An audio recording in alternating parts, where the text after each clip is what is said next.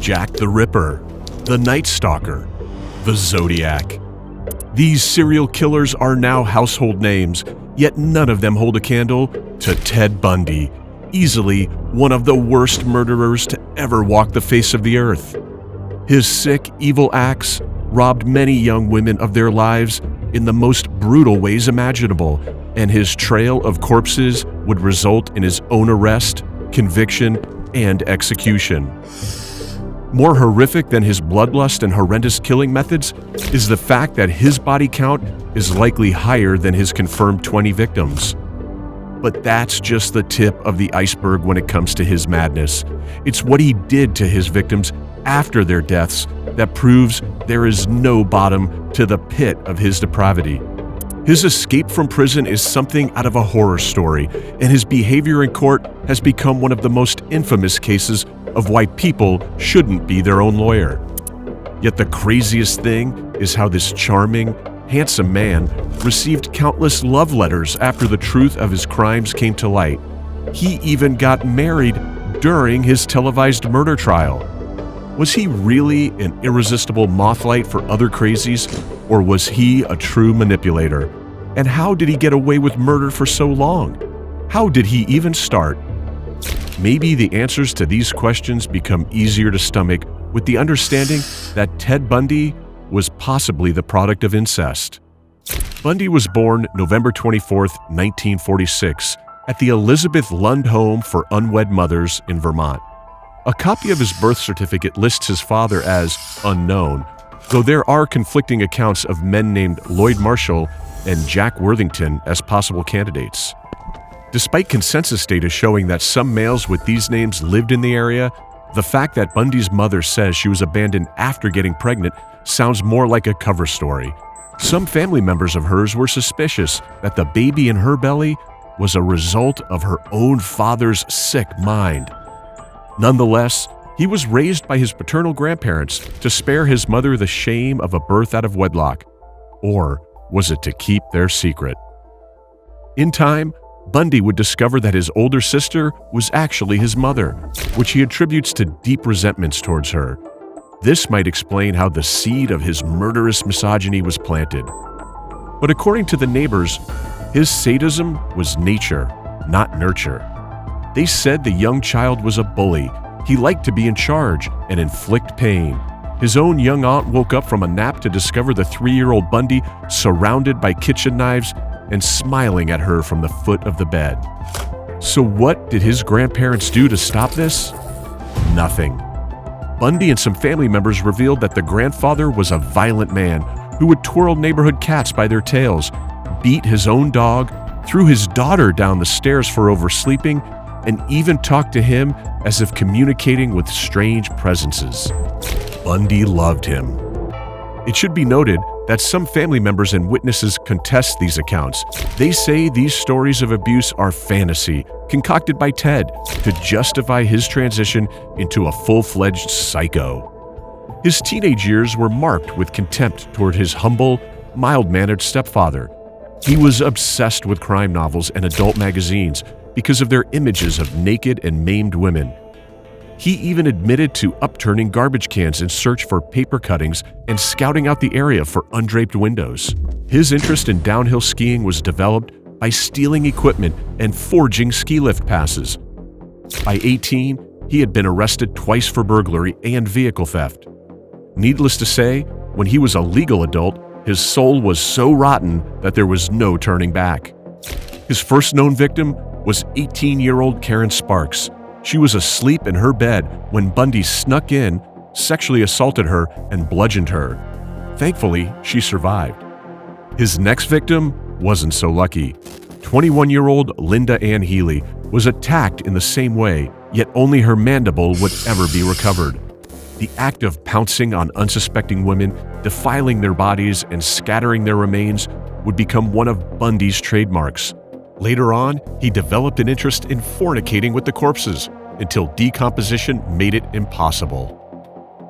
Yet criminologists believe that he had started killing years earlier. There is a correlation between Bundy dropping out of law school and young guys going missing in the area. It may not surprise you, but the young psychopath was on his way to having a great career in politics. But his interest in academics wrapped up the moment he cold-heartedly dumped an old flame. She believes the act of sprucing up his image and wooing her all over again was just a plan to break her heart as revenge for when she had broken off their courtship as kids. His youngest suspected victim was 8-year-old Anne Marie Burr, who vanished from her home that was on the paper route of the 14-year-old Ted Bundy. But so many of these earlier victims can't be confirmed. In any case, the series of confirmed victims is enough to convict for 10 lifetimes. The women he went for were young, white, and beautiful. He favored a split front parting. It seemed he preferred females from middle-class backgrounds. When he wasn't prowling through the windows, he would feign an injury to trick them into a false sense of security. He even created costumes and fake leg casts to dress up as a cripple. His methods were so organized and calculated that he used his extensive knowledge of law enforcement to virtually cover all tracks. For starters, he spread his murders over a wide area, and his liberal use of strangulation and blunt force trauma were silent. He even scouted, quote, safe places to capture and dispose of victims before he attacked. He never even left a fingerprint. Soon, though, police were finding links to establish a crime spree. The innovative use of a payroll computer created a database with all their available evidence to draw up a short list of victims. Ted Bundy's name was at the top. They kept tabs on him and built a case. Meanwhile, Bundy tried to get rid of all evidence, like Polaroids of his victims and the car which he used to lure and murder many victims.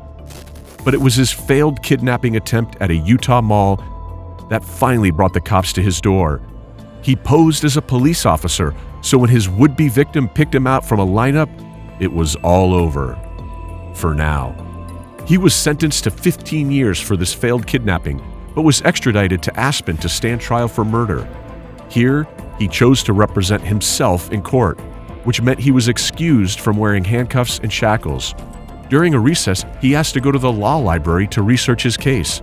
Then, out of the view of guards, he opened a window, jumped out, and ran. He evaded roadblocks by trekking through the woods and hitchhiking. Eventually, he stole a car, but his pain from the sprained foot made the car weave on the road and caught the attention of authorities. He had been a fugitive for 6 days, but his next escape would last over a month, more than enough time to kill again. He was awaiting trial in Colorado Springs. It was the 30th of December, so the guards were distracted with Christmas cheer now that non-violent criminals were on furlough with their families. This gave Bundy the perfect opportunity to pile up books under his bed covers to pose as a sleeping body. Then he climbed through the crawl space in the ceiling and landed in the apartment of the chief jailer. He was out, so Bundy stole some street clothes and walked out the front door. No one realized he was missing until the next day. By then, he had flown to Chicago and was en route to Florida. He snuck into a sorority at a university to murder Margaret Bowman with a heavy piece of oak firewood. After crushing her skull, he walked across the hall to another student's room, 20-year-old Lisa Levy. He strangled her. He bit into her buttocks, leaving teeth marks as evidence. He tried to kill 2 more students before headlights startled him and he fled. This all went down in 15 minutes. His last victim was 12-year-old Kimberly Leach. He posed as one of her teachers and abducted her from school in broad daylight. Later, he was arrested when a routine traffic stop escalated into a fight with the officer. Now things got really crazy. His televised trial was a circus. Whenever Bundy stood up to self-represent himself, he'd regress into rants and showroom antics. He would question witnesses extensively about the murder scenes for no reason other than to indulge himself in his handiwork. However, the most bizarre moment was when he proposed to a witness. He had a strange on- and off-again relationship with a single mother, Carol Boone. She would smuggle cash and drugs for him in jail, with some speculating that she helped him escape jail a second time, even knocking her up during one of her prison visits. And that's why, during his questioning of her as a character witness, he asked her to marry him. Bundy assured the world it wasn't a ploy to win favor with the jury, but a genuine act of love. That's a good thing, because the jury was not convinced. They sent him to the electric chair. During his time on death row, he was communicating with homicide detectives, journalists, and anonymous lovers who all wanted to know if there were more bodies, why he did it, or whether he would marry them. Were they drawn to him because of his unique crimes, or was there something in their nature that was just as obsessive? Tell us whether you think it was nature or nurture that shaped Ted Bundy. If you'd like more biographies of psychos, leave a like and share this with a fan of crime history. And don't forget to subscribe, because we'll be back soon with a new video.